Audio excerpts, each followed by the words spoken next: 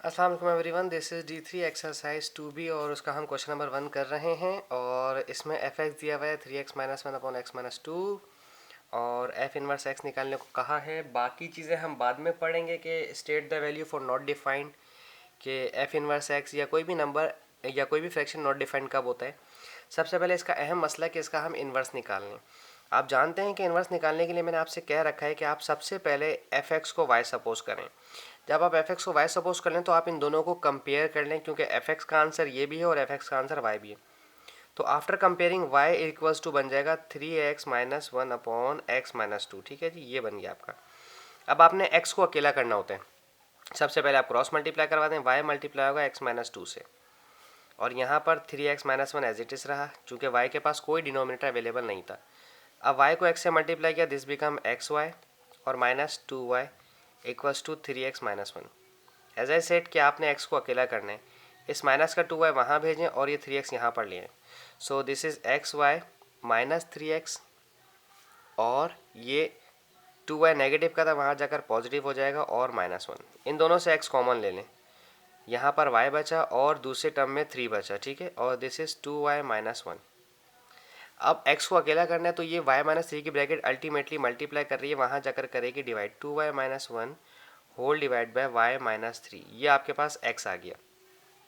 थोड़ी देर पहले आपने बिल्कुल सवाल के स्टार्ट में आपने f(x) को y सपोज किया था। ठीक है ना, किया था, बिल्कुल किया था।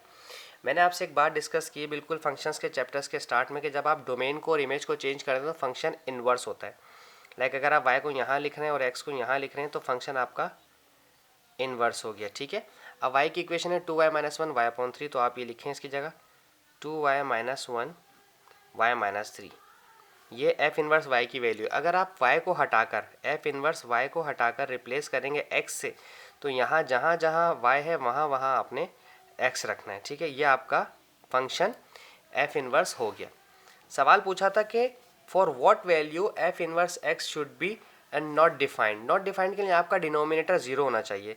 सो take x-3 as a zero. ठीक है, सो ये -3 वहाँ जाकर पॉजिटिव हो जाएगा। So x is equals to 3 आपने लेना है for f inverse x to be not defined. ये आपका रिक्वायरमेंट थी।